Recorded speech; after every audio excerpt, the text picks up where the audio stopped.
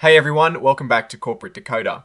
Today, G.C.T.K filed an 8K and I am seeing a debt for equity swap that raises some questions.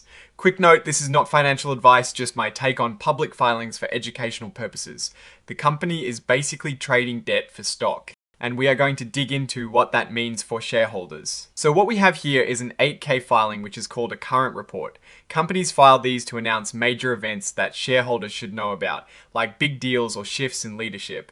This particular filing from Glucotrack Incorporated is all about a debt exchange. Essentially, Glucotrack Incorporated, or the company as they call themselves, made a deal with an investor. They had an old promissory note, which is like an IOU, with a principal amount of $3,600,000. This note was already reduced by $600,000 in April.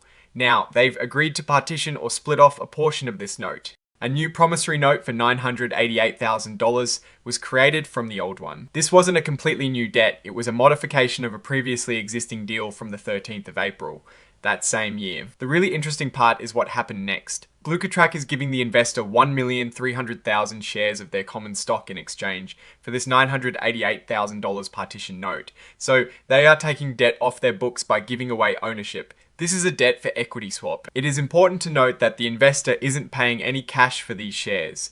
They are simply handing over the debt note, and in return, they get stock. There is a catch, however. The company can only issue these shares if it does not push the investor's ownership stake above 19.9% of the company's total outstanding stock. If that limit is hit, the remaining debt that couldn't be exchanged will stay as debt. This debt existed because it was originally issued in a private placement.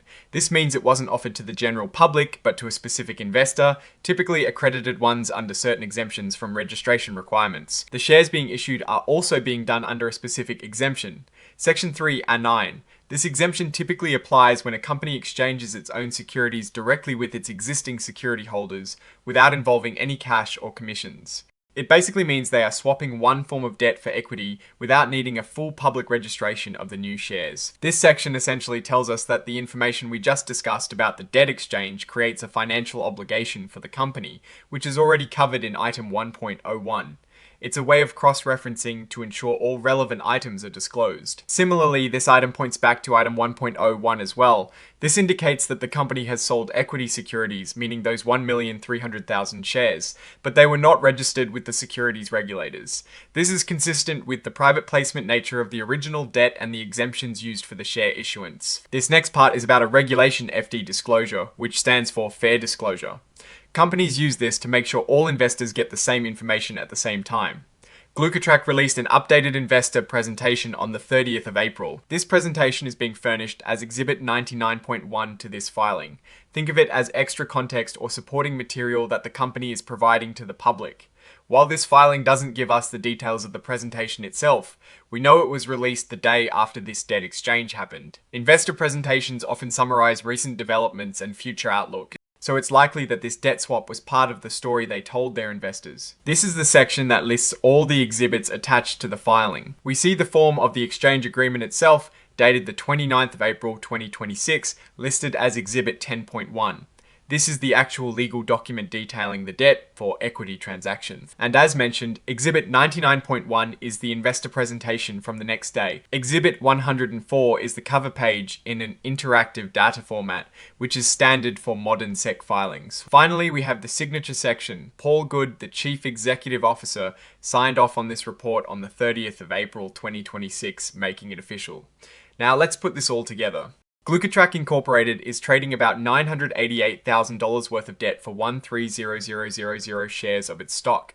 This is a common strategy for companies, especially smaller ones, to clean up their balance sheets. By eliminating debt, they can reduce interest payments and improve their financial ratios, which can make them more attractive to lenders and investors.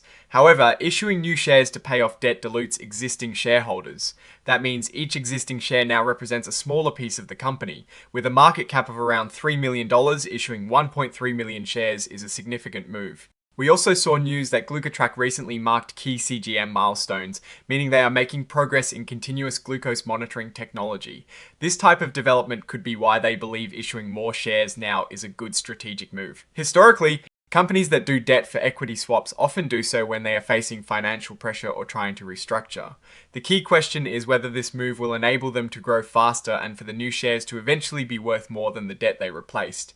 Given their small market cap and the fact that this deal could push an investor close to a significant ownership threshold, it is a situation that warrants watching. The risk I am watching is the dilution aspect. If the company doesn't grow significantly to offset the increased share count, existing shareholders will see their ownership percentage decrease.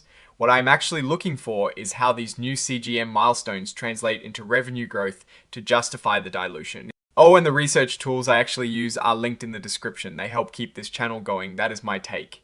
Stay decoded. If this analysis was valuable, hitting that like button really helps, and subscribe for more deep dives. Don't forget to check out the Discord in the description.